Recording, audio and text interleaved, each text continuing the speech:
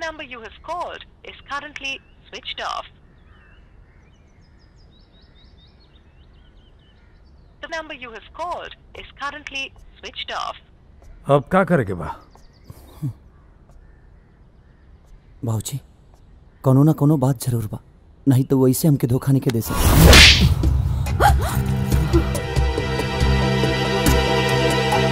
तोरा ये गांव समाज से कोनो मतलब नहीं है, लेकिन हमरा यही समाज में जिए के बा, यही समाज में मरे के बा, और यही समाज के साथ हमरा चले के बा। आज तक जौन तू कहला हम कहनी, लेकिन अब जौन हम कहब तौन होई। सपना के यहाँ फोन करवा दो और कह दो कि हम कहलावत नहीं ब्याह तय करे खातिर। भाऊजी, हम शादी ना करब, हम ड्यूटी पर चल जाए। का कह लेते है? शादी ना करबे और ड्यूटी पर चल जेबे? जो ड्यूटी पर, जो ड्यूटी पर। अरे तोरी रोज रोज के ड्रामा से हम तंग आ गए बानी।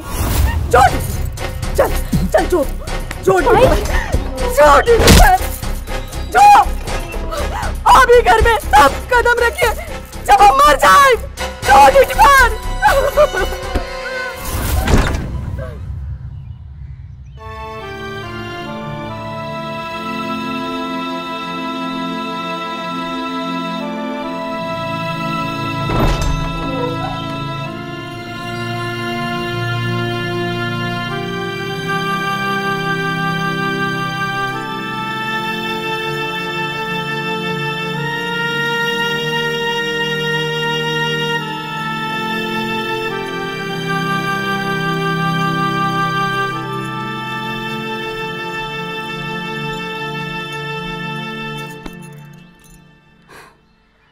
पता बा भैया, माई जेकरा भी बेटा के ब्याह में जाए ना, वो खाली तोहरे ब्याह के चर्चा करे कि हम अपने बेटा के ब्याह में हाई करब, हाउ करब, ऐसे करब, वैसे करब।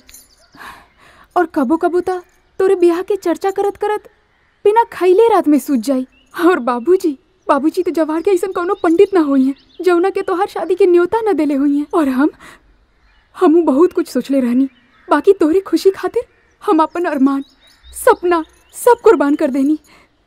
एगो लड़की के कुछ दिन के प्यार के खातिर सब तोहरा खातिर गैर हो गई। काहे सबके मुआवे पे लागल बाड़े भैया? काहे? भुला जाओ ओकरा के। वो लड़की धोखेबाज बिया भैया, वो लड़की धोखेबाज बिया,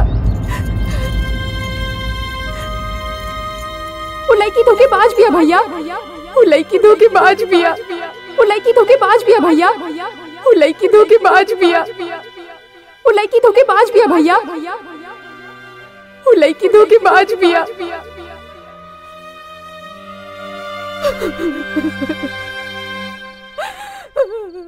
भगवानी ममता काहे बनौलन जी?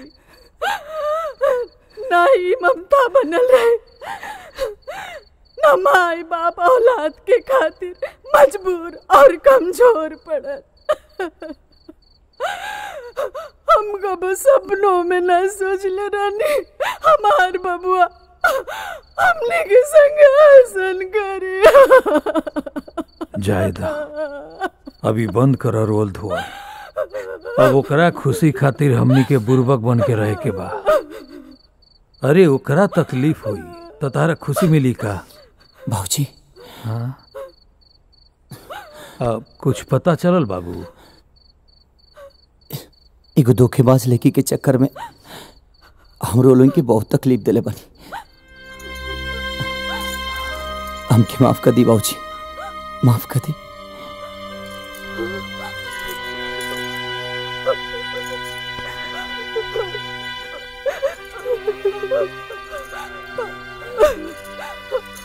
हमरा के मालूम रहे हमार बेटा ऐसा ना हो सकेला।